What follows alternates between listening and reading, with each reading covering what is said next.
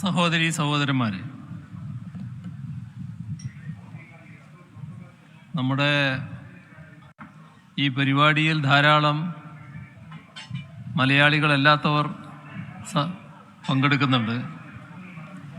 അവർക്ക് മലയാളത്തിൽ സംസാരിക്കുമ്പോൾ മനസ്സിലാക്കാൻ വിഷമമാകും. അതുകൊണ്ട് ആദ്യ ഭാഗം, കുറച്ച് ഭാഗം ഞാൻ ഇംഗ്ലീഷിൽ പറയാമെന്നാണ് ഉദ്ദേശിക്കുന്നത്. ഇവിടെ നമ്മുടെ ഈ സമരത്തെ അഭിവാദ്യം ചെയ്യാൻ ദേശീയ നേതാക്കൾ വേദിയിലുണ്ട്. ഇനിയും ഒട്ടേറെ പേർ എത്തിച്ചേരാനുമുണ്ട്. അവർ പറയുന്നത് കേൾക്കലും വളരെ പ്രധാനമാണ്. അതുകൊണ്ട് വളരെ കൂടുതൽ കാര്യങ്ങളിലേക്ക് കടന്നു പോകുന്നതിൽ അനൗചിത്യമുണ്ട്. എങ്കിലും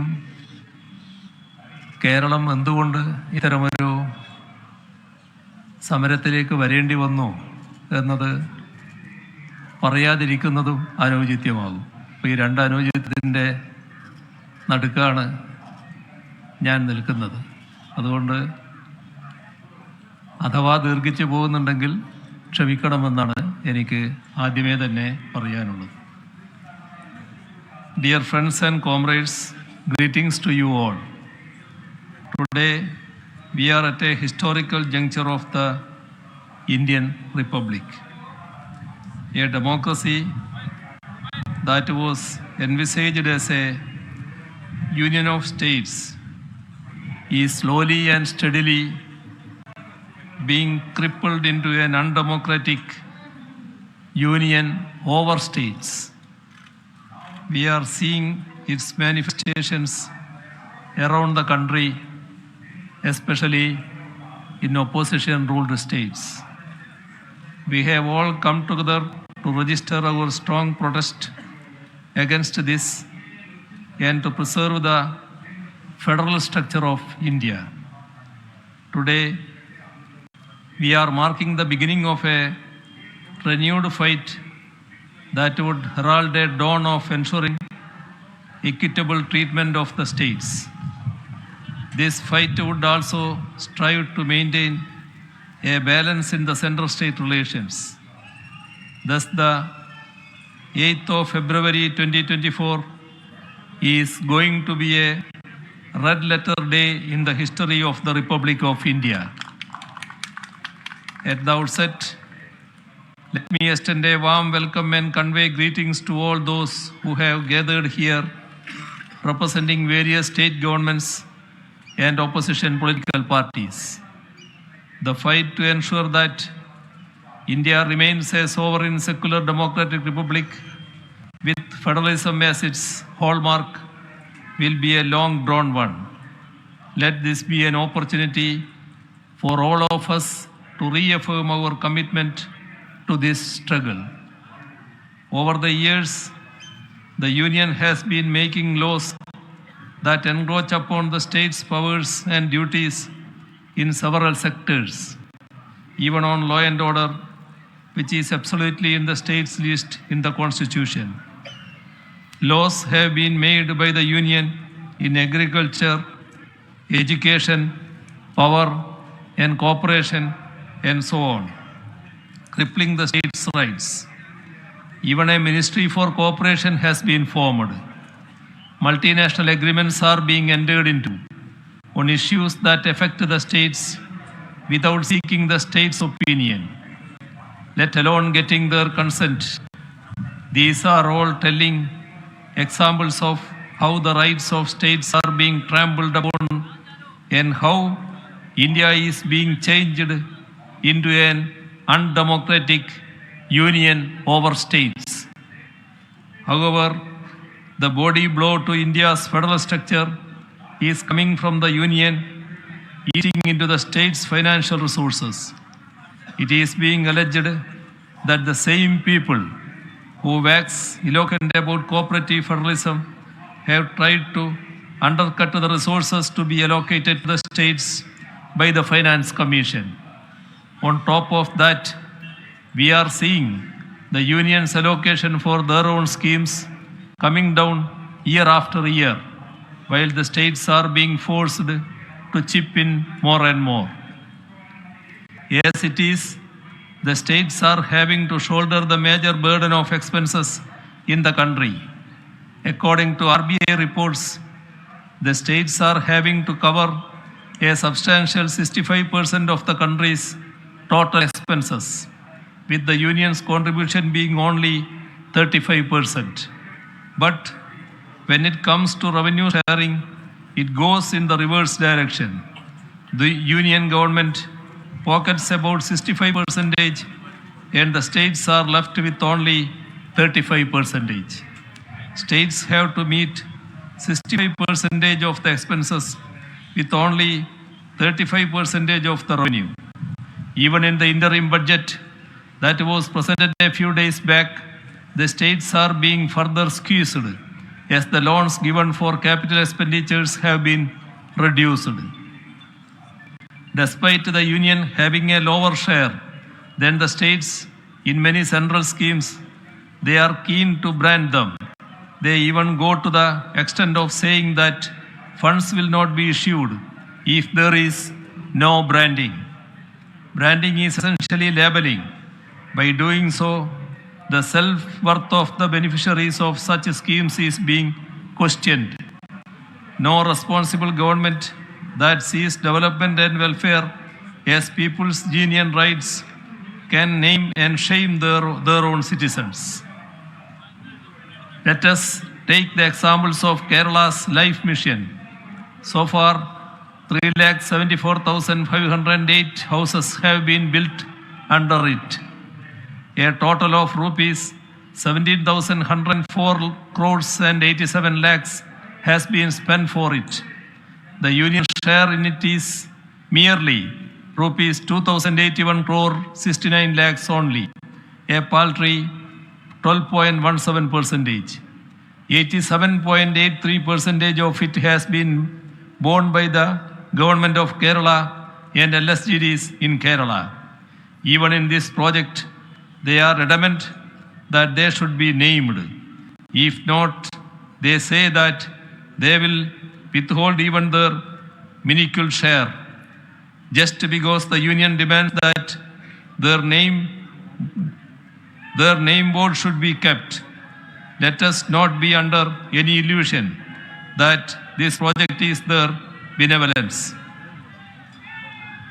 Just imagine the pitiable scene of a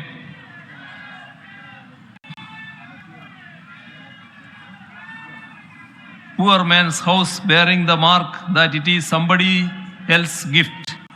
To put such a mark amounts to an insult on the self-esteem of the concerned family and would result in a shameful stigma that they will have to suffer even after generations.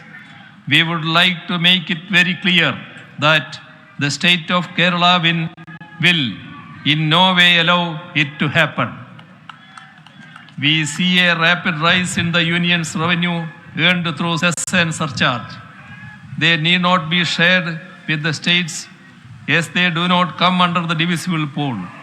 There has been a rise of 133% in collection of major cess and surcharge levied by the union government on various products between 2017-18 and 2022-23. It went up from rupees 2,18,553 crore to rupees 5,10,549 crore during that 5-year period. Despite amassing all this revenue, not a single penny from it is shared with the states. We all know what has happened with the GST compensation. It was regularly being delayed, and it was when many of us state governments decided to approach the Honorable Supreme Court together that the union government disbursed arrears. The revenue neutral rate that was predicted when GST was being rolled out is said to be achieved. Yet, GST compensation has been done away with. when GST was introduced, there were some calculations by the Ministry of Finance that envisaged that in order to be revenue neutral, the average GST rate must be at least 17%. Until we achieve that specific benchmark, the Union government is obliged to continue GST compensation. The current average rate is only 11.4%. States had to give up considerable financial rights so that GST could be introduced. Now we should stand together to ensure that what is rightfully ours is not denied.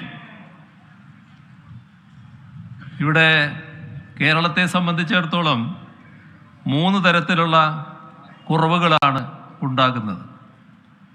ഒന്നാമത്തത്, രാജ്യത്തിൻ്റെ ആകെ വരുമാനത്തിൽ സംസ്ഥാനത്തിനുള്ള ഓഹരി തുടർച്ചയായി പരിമിതപ്പെടുത്തുകയാണ്. ആ പരിമിതപ്പെടുത്തൽ കൊണ്ടുവരുന്നതാണ് ഒന്നാമത്തെ കുറവ്. Union സർക്കാർ ഏകപക്ഷീയമായാണ് ധനകാര്യ കമ്മീഷൻ്റെ പരിഗണനാ വിഷയങ്ങൾ തീരുമാനിക്കുന്നത്. സംസ്ഥാനങ്ങളുടെ നിർദ്ദേശങ്ങൾ അവയിൽ ഉൾപ്പെടുത്താറില്ല. ഓരോ ധനക്കമ്മീഷനും കഴിയുമ്പോൾ കേരളത്തിലെ നികുതി കുത്തനെ ഇടിയുകയാണ്. ആരോഗ്യം, വിദ്യാഭ്യാസം ഉൾപ്പെടെ പല മേഖലകളിൽ കേരളം കൈവരിക്കുന്ന വലിയ നേട്ടങ്ങൾ അവ ചൂണ്ടിക്കാണിച്ചുകൊണ്ടാണ് പലപ്പോഴും ഇത്തരം കുറവ് വരുത്തലിനെ ന്യായീകരിക്കുന്നത്. ജനസംഖ്യാ നിയന്ത്രണത്തിൽ നല്ല നേട്ടം കൈവരിച്ച സംസ്ഥാനമാണ് കേരളം. പക്ഷേ ആ നേട്ടം സംസ്ഥാനത്ത് തന്നെ ശിക്ഷയായി മാറുകയാണ്. നേട്ടത്തിൻ്റെ പേരിൽ വിഹിതം കുറക്കുന്നു. നേട്ടങ്ങൾ പരിരക്ഷിക്കണമെങ്കിൽ പണം വേണ്ടേ? പുതുതലമുറ പ്രശ്നങ്ങൾ നേരിടണമെങ്കിൽ അതിനും പണം വേണ്ടേ? അത് തരാൻ തയ്യാറല്ല.